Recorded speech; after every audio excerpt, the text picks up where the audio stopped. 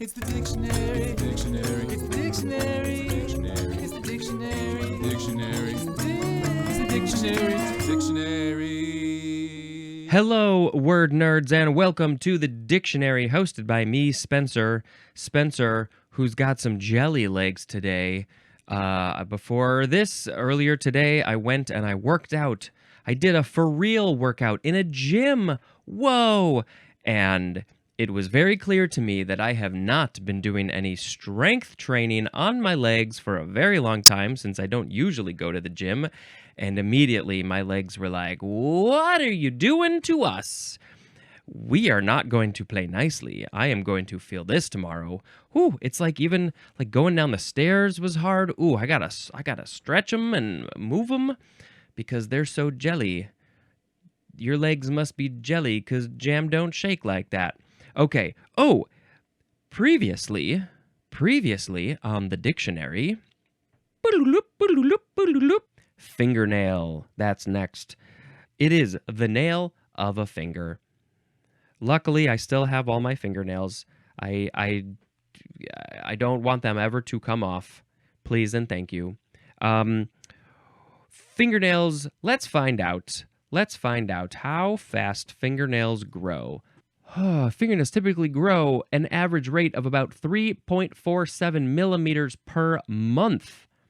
I think my fingernails grow kind of fast, but I don't know. I've never actually measured it. I feel like I should, for like a month, I should measure and see, has it been 3.5 millimeters a month? I don't know. But they are definitely on the long side, and I'm very lazy, and I definitely let them grow longer than they should. When was the last time I cut my nails? It wasn't all that long ago, and they're definitely ready for a cut. Was it a month ago? So, this morning, before I came here, after the gym, after the shower, I cut my nails. I cut my fingernails. They are now a reasonable length, and now I am going to try over the next month or so to measure my fingernails and see how fast they grow. Am I average, below average, above average? I don't know. I'm curious. I've never done this before. Let's see how fast Spencer's nails grow. Okay, now let's get with the words. Yo, words, we're going to get with you. All right, the first word is fingerpicking. One word. Noun from 1956. It is a method of playing a stringed instrument, like a guitar, with the thumb and tips of the fingers rather than with a pick. Fingerpick is a verb. This is one of those cases where sometimes people like to not cut their nails on their finger-picking hand. This is my finger-picking hand, so I want long nails so I can pluck them easier. Banjo players, they actually have metal things that they put on their fingers that look like they have long nails sticking out, long pointy things, so they can pluck them usually with their thumb and their index and their middle finger, I think, but maybe do people finger pick with all 5 fingers? I've never seen it before, but I guess it's possible. That would be very complicated. Let's see. I mean, I'm not a stringed instrument player, so I have never done this, but I have seen it and heard it, and it's like I'm not gonna play with a pick with a little plastic thing. I'm gonna use my fingers, and it gives you a whole different sound, and it's quite nice. This seems like a very bluegrassy, kind of folky kind of thing. Finger picking. Let's see. Anything else? I think that's it. So, my sound effect today is going to be related to my t-shirt, which is also related to a word that's later in this episode. So I'm just going to go fingertips. Now we have finger pointing, 2 words with a hyphen. Noun from 1949. The act of making explicit and often unfair accusations of blame. Explicit. This is explicit opposed to implicit. Implicit is more like we're not really saying what we're meaning, but we're metaphorically we're kind of skirting around the issue. We're not being exact. We're not being explicit, which I think is a much better way to be. You might as well just say what you mean, say what you need, say what you want. So, finger pointing is the act of making it explicit and often unfair accusations of blame. Well, I guess you're just finger pointing. You're saying this is who's to blame. This is what happened. I'm not being implicit about it. I'm straight up saying this is who, it's what's going on. I'm pointing the finger. Finger pointing. That's it. Fingertips. Finger post is next. One word, noun from 1785. Number 1. I think it should just be like a fence post that looks like a finger. This is number 1, a post bearing one or more signs, often terminating in a pointing finger.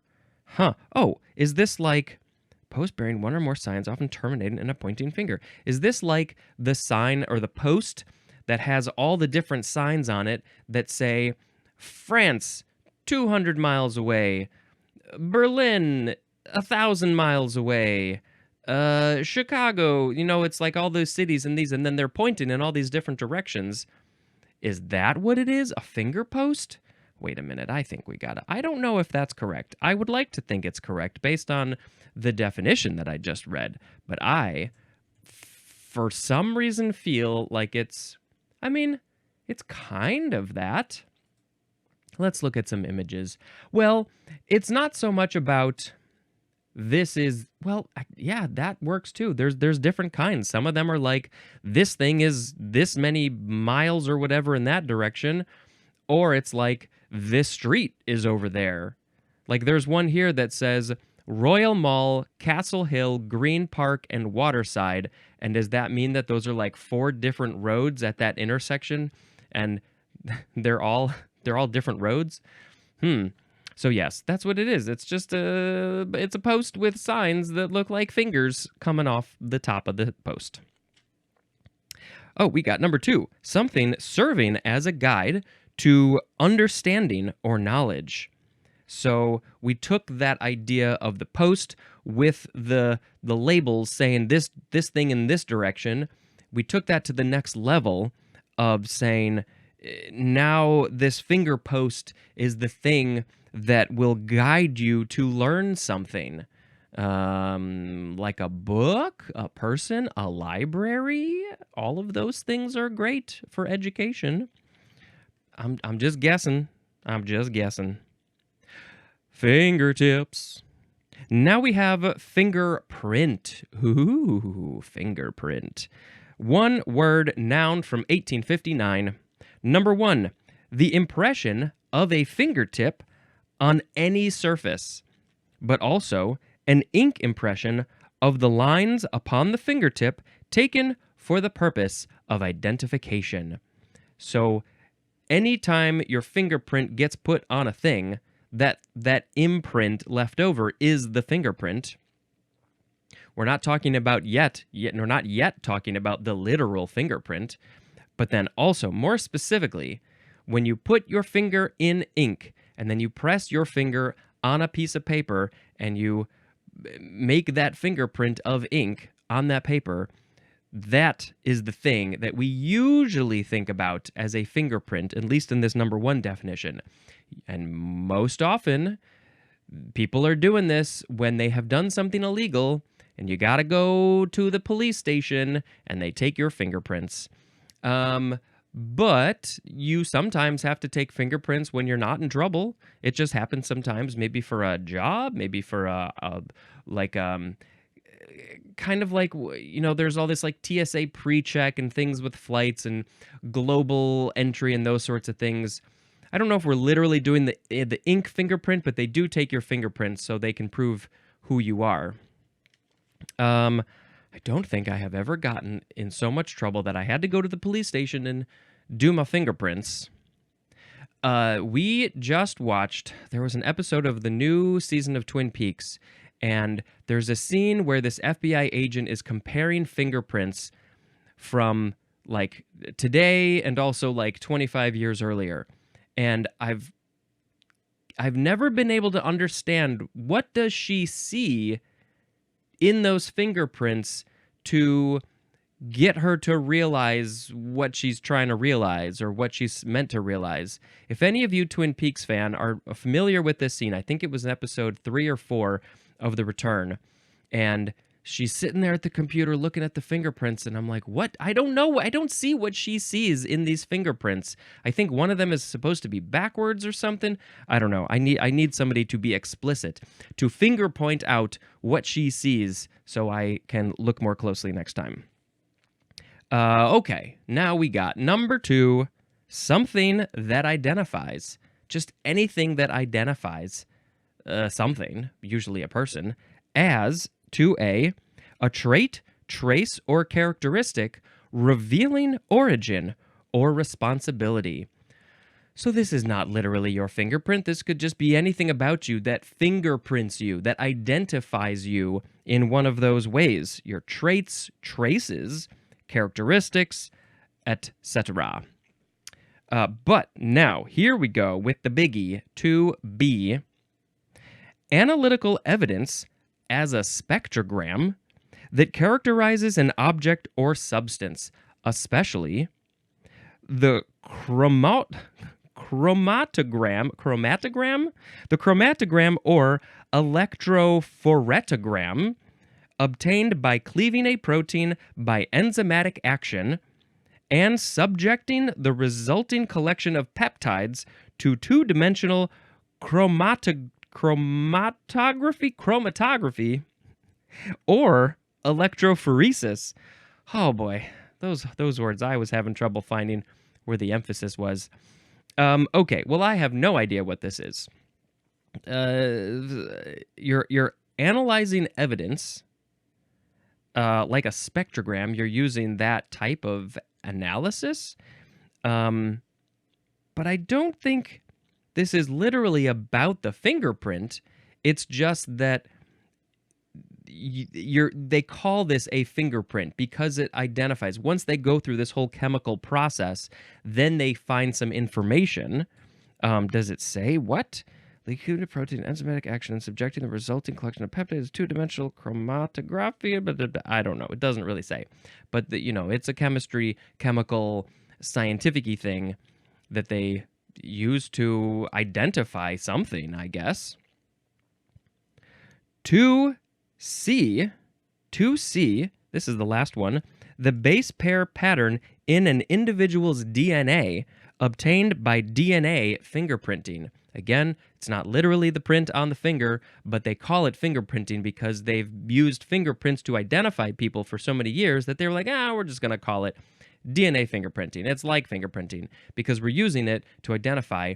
This is, in forensics, using people's DNA, something from analyzing their hair, their skin, their blood, something that came from their body to get their DNA, and then they can compare it like, ooh, we're doing the DNA fingerprinting. Does all those little checkerboard things match up with this checkerboard thing? Oh, we got a match. We found the killer. Yay. Okay, that's what that was. What's interesting here is that I don't think that they ever said anything specifically about the print at the end of your finger. The impression of a fingertip on any surface. That was number 1. That's the closest we came. But that's just talking about the impression left on the surface. How many TV shows and movies have we watched where Sharon and I are yelling at the TV, "You are leaving fingerprints everywhere. What are you doing?" We're living in modern times when they can easily check for fingerprints and find you dummy. If you're going to do something like that, you got to wear the gloves or whatever. Come on. This is like criminal teaching 101. Fingerprints are the first thing that they're going to look for. Okay.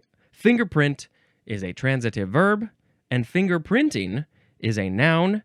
And I have one quick story, not a personal story, but one quick story about fingerprints that I have to tell because I love it so much. During The Lord of the Rings, this is like a lot of people know this now, but a lot of people don't know it. During Lord of the Rings, there were like 3 people, I think, who were making by hand chainmail suits, chainmail things, because they needed so many chainmail things. They just sat at tables for hours and hours and hours making chainmail by hand.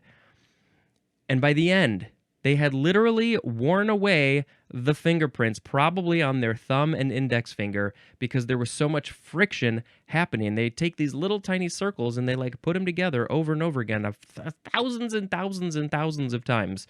And so I guess those people don't have fingerprints anymore.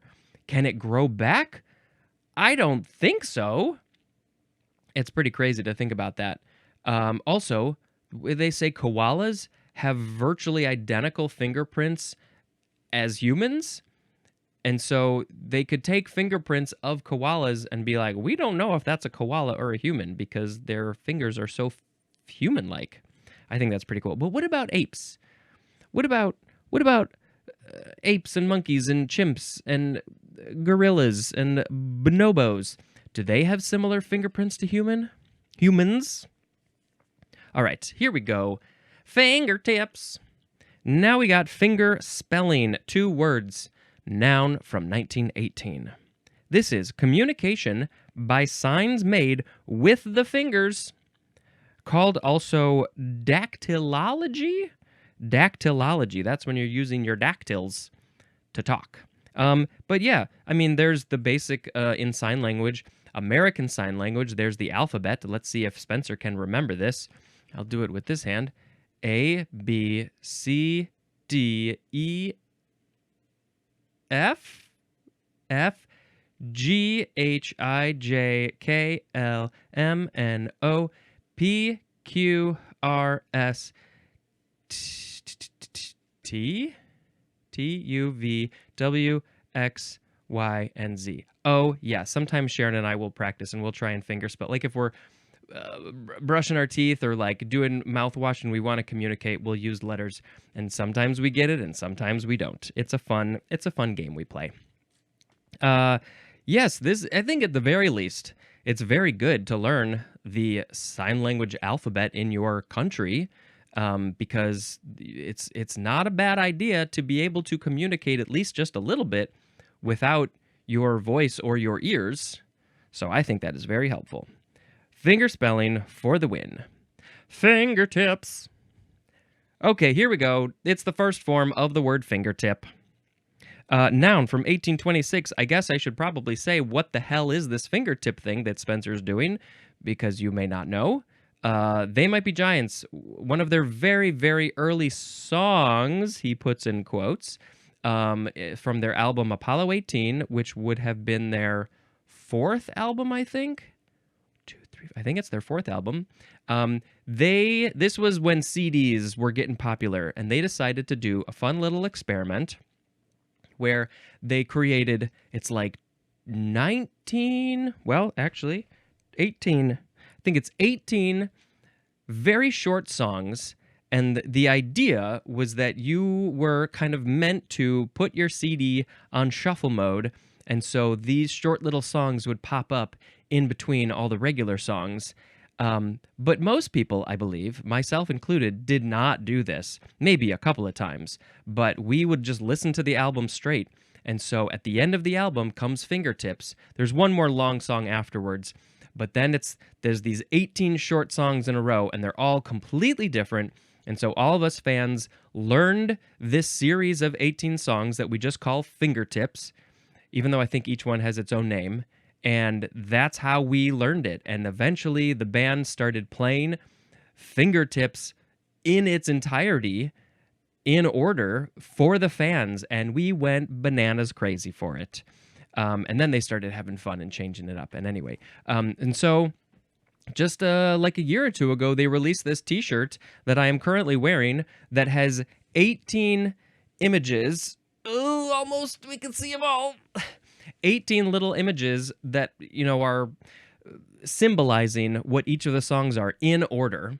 And so when I saw them in concert, I think it was last year, I was wearing the shirt and they played Fingertips, which I wasn't sure if they were going to. And so I recorded a video, like a selfie video of my shirt, but I like focused on each one of these as they went to them. And I thought it was very cool and surreal for myself to be wearing the shirt, have a video of each thing while they are playing it live. It was like they're giving me a live soundtrack for my t-shirt at the time. I'll put a link to the video in the show notes. Okay, it's just a great friggin' series of songs. All right, so that is fingertip. We're done. No, we still have to read the definitions. Number 1, the tip of a finger. Number 2, a protective covering for the end of a finger. I gotta put on my fingertips because I don't want my fingertips to get burned or worn away by making all this chainmail. I'm gonna put on my fingertips. Let's see. I know that like when you're sewing, there's the thimbles that you put on your thumb or something. That would be a fingertip. Maybe the finger picks, the banjo finger picks could be considered fingertips. There's a phrase, at one's fingertips, and this means instantly or readily available. What is at my fingertips is like, if I don't move, there's all this stuff that I can reach to. There's a lot of stuff here. I can reach so many things at my fingertips, like some water. Let's have some water. It's good to be hydrated. My phone. My phone is almost always at my fingertips. I mean, I'm a modern day exennial. Of course, my phone is at my fingertips. Fingertips. The second form of fingertip is an adjective from 1926. Number 1, readily accessible. So we are describing a thing as a finger. It's an adjective. So like my water is fingertip water. Ooh, I need some fingertip water because it's readily accessible. But also being within easy reach, as in, here we go with some real examples, not stupid fingertip water examples. Fingertip information, and also fingertip controls.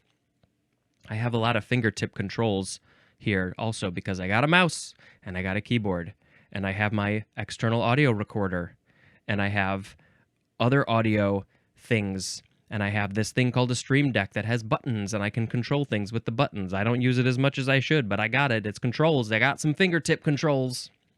Makes me feel like I'm in a plane. Number 2, extending from head or shoulders to mid-thigh. This is used of clothing.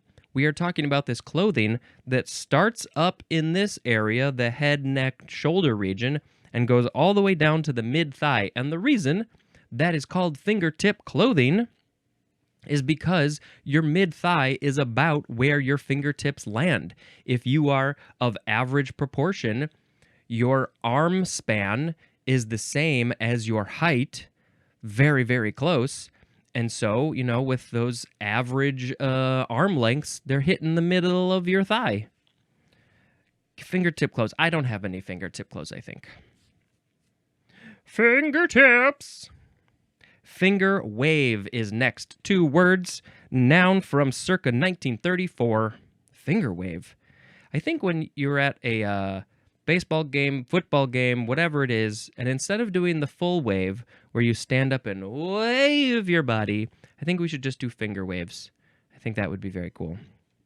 What is it really? It is a method of setting hair by dampening with water or wave solution and forming waves or curls with the fingers and a comb. And I don't know how this is done. They gave me a little bit of an explanation, but not enough for me to become an expert hair maker guy. You dampen it with water or wave solution. I mean, I think it's like, you know, you're making little waves in your hair. So you use a comb in your fingers and you're like, blue, this is, I got waves in my hair. I got a finger wave. Fingertips. Now we have finial. We have no more finger words. Finial, F-I-N-I-A-L.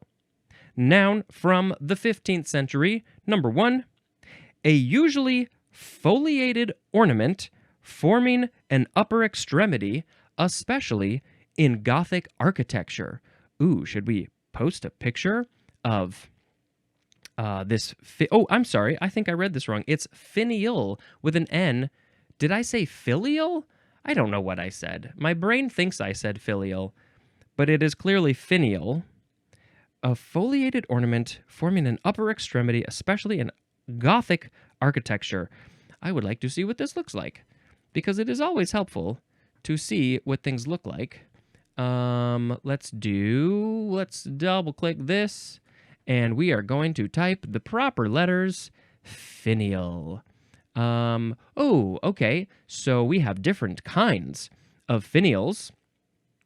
Some of them are like your typical sort of the knob on the your stair banister. It's just this round thing. But ooh, this one's even better. My God, there's so many different kinds. So many different kinds of finials. This is a picture that I should post. There's 25 finials, and they all look different. One looks like a dragon's egg. Some of them look like pawns. Some of them look like artichokes. So many different bowling pins. Yes, we should post this picture or some other picture of finials, because they just sit on the top of architecture and then they look fancy. That's what they do.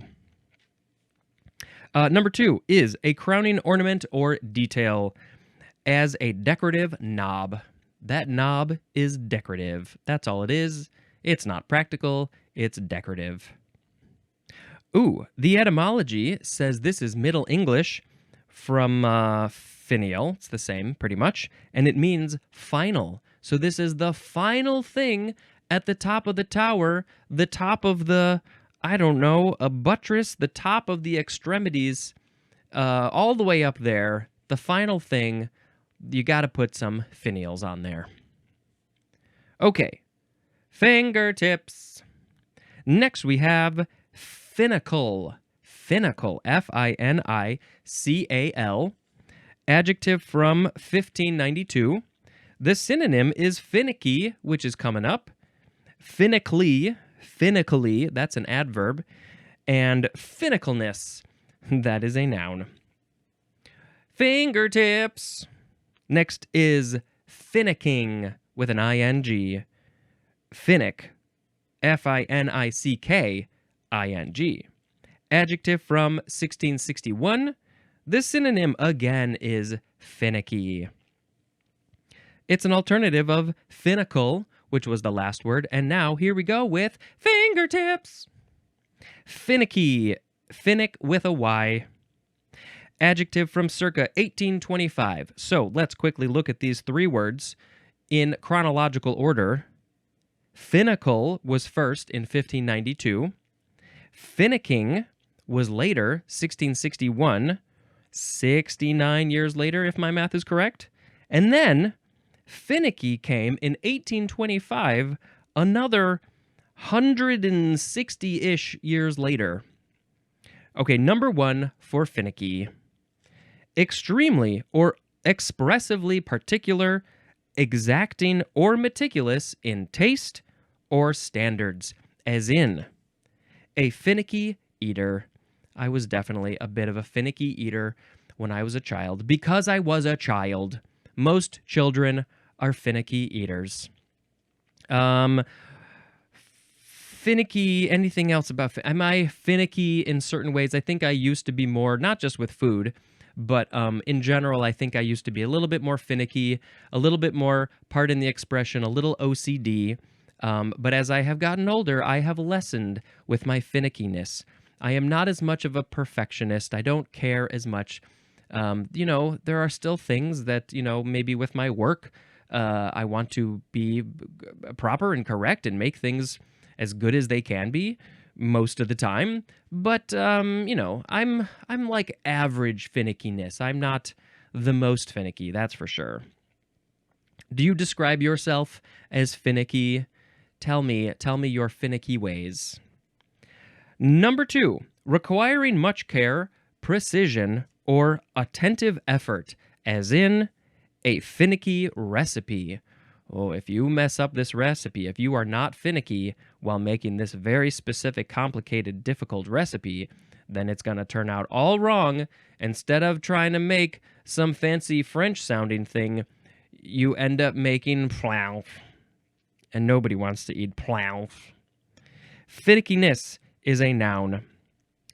So, looking at these words and this evolution of these three words, I think you can sort of see, like, I don't have anything to back this up, but I'm guessing that maybe that CAL or the AL suffix was more common back in the 1500s, and then the ING suffix became a little bit more common later, and then the Y suffix became more common later.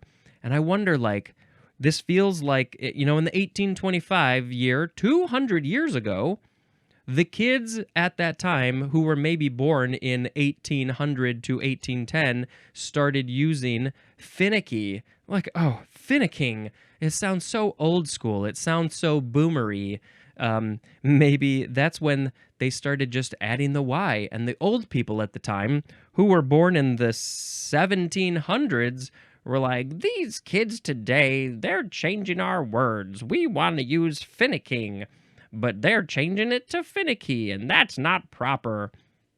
You know what? This is just the way of the world, evolution of language and society and culture. It's just constantly changing, and I am definitely at that point. Well, I will not ever understand what the kids are saying, and it's just gonna get worse. Okay. But finicky. I mean, I know finicky, and nothing's changed in 200 years. We haven't gotten a new word. I think this one is here to stay. Finicky. Did I say finickiness is a noun? I sure did now. It's an alternative of finicking. So finicky is an alternative of finicking, and finicking is an alternative of finical. And finical, I missed this. It probably is from the word fine, the third form of fine, which, that one has so many definitions. I don't know. It's just one of those. The end, the limit. All right. Oh, this is where everything was like perfect and precise. Yes. Okay. So that makes sense. Fingertips. Now we have the word finis or finus or fini. It is spelled Finis. It is a noun from the 15th century, and the synonyms are end and conclusion. That's it. It's seems it's Latin and kind of Frenchy if you want to say fini. All right, we have one more word for this episode, and it is so appropriately. No, that's not the word I wanted to use. It is a very appropriate word for the last word, but first I have to say fingertips, fingertips, fingertips, doo-doo-doo-doo-loop. We have the word finish. It's the first form, Finish. It is a verb from the 14th century. We are starting with intransitive with one A. To come to an end. The synonym is terminate. The Terminator could have also been the finisher, but that doesn't sound nearly as cool as the Terminator. 1B, the synonym is the 1B definition for the word end, E-N-D. Number 2A, to come to the end of a course, task, or undertaking. I have finished my undertaking, and I am finishing. I am finishing the undertaking. Someday, I will finish the huge undertaking of this podcast. In the meantime, I am just focusing on finishing an episode at a time, just baby steps, just one thing at a time, slowly but surely. After I finish these episodes, then I will focus on finishing the letter F. And we're a ways away from that. We're not even halfway done with the Fs. Number 2B is to end relations, and this is used with the word with, as in decided to finish with him for good. I'm finished with him. I'm finishing with him because he is so stinky. I can't stand it anymore. And we are talking about me, of course. Number 3, to end a competition in a specified manner or position, as in finished third in the race. Well, that's not too bad. Finished third in the race out of 1,000 people. That's pretty darn good. Now we're on transitive. Number 1A, to bring to an end. The synonym is terminate again. As in, finished the speech and sat down. Once I am done giving my speech, I will sit down. I have finished. 1B, to use or dispose of entirely, as in, her sandwich finished the loaf.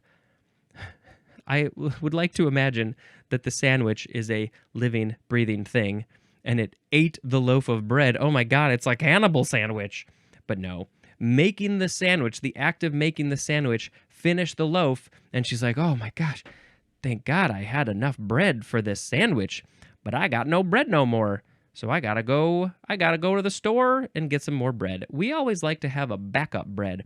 Not just bread, but everything. Toothpaste, body wash, shampoo, deodorant, whatever it is. We like to have backups because then you finish the thing, you got another one ready to go, and then you're like, I'll get one. I got a little time, but now I know I gotta go put that on the list and I gotta get it.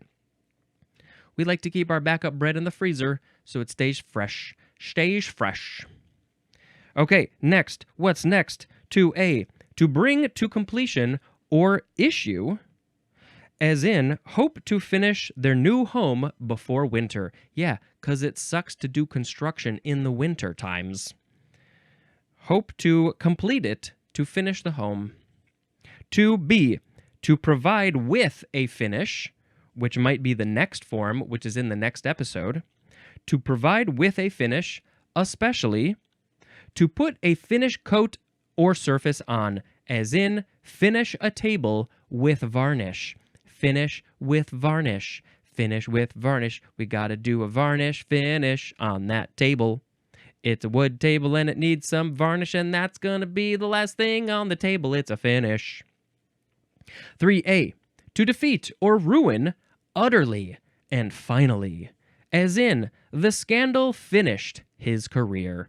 Oh, his career. It got ruined utterly. Somebody said, finish him. And they ripped his career spine out. Number 3B, to bring about the death of. To bring about the death of. Yep, finish him. That would have been a better time to do the finish him joke or finish her joke. But no, I said it a little early. A synonym is the word close, bringing things to a close, to an end, to its finish. Finisher is a noun. Okay, those were all the words. Oh my gosh, I'm so pleased with everybody. We did it. We finished them. Now we are going to pick a word of the episode. Today we had finger picking, finger pointing, finger post, fingerprint, finger spelling, fingertip, finger wave, finial, finical, finicking, finicky, finis, and finish. Oh, geez. Which one? Which one is he gonna pick? Obviously, I want to pick Fingertip for obvious reasons, because it's a great series of songs, and my shirt. Anything else? Fingerprints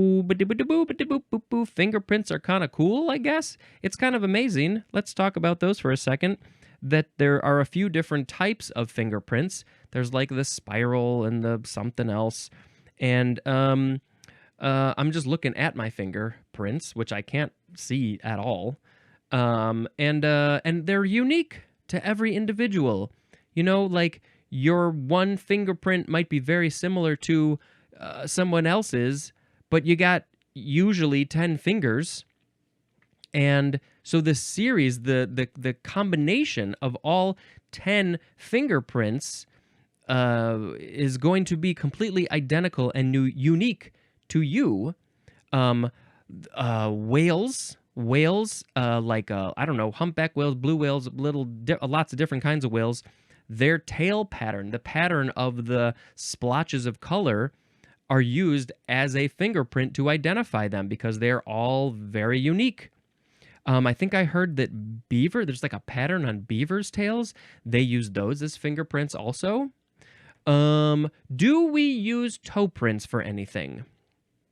Is that even a word that is used? Let's look. Is toe print a thing? I think we have toe prints, but we're not usually touching things, manipulating things with our toes unless you have no hands. And so it's incredibly uncommon to even need to use toe prints in any way whatsoever. And so it's not even in here. Nope.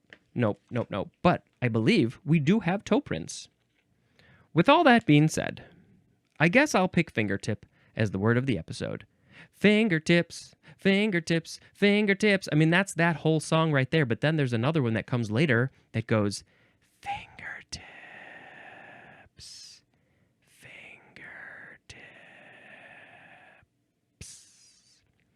Fingertips are really great. I wouldn't be able to grab things if I didn't have fingerprints, tips. Let's end that part right now. And let's quickly talk about another movie. Ooh, I think I finished the 2024 list, so now I got to start talking about the 2025 movies. The first one we saw is a movie called Night Bitch. That's what it's called. I guess it's based on a book. It stars Amy Adams. And, I don't know how much I want to say about this one. She's dealing with motherhood, getting older and motherhood. And I think that's kind of all I want to say. I don't want to give anything away. No way, Jose. Sorry for that insensitive phrase, but it rhymed. So yes, I think you should see Night Bitch. And Amy Adams is a friggin' treasure and a fantastic actor. So that's worth it alone. All right, that's the end of this episode. Thank you so much for checking out this show. And until next time, this is Spencer finishing this episode and dispensing information. Goodbye.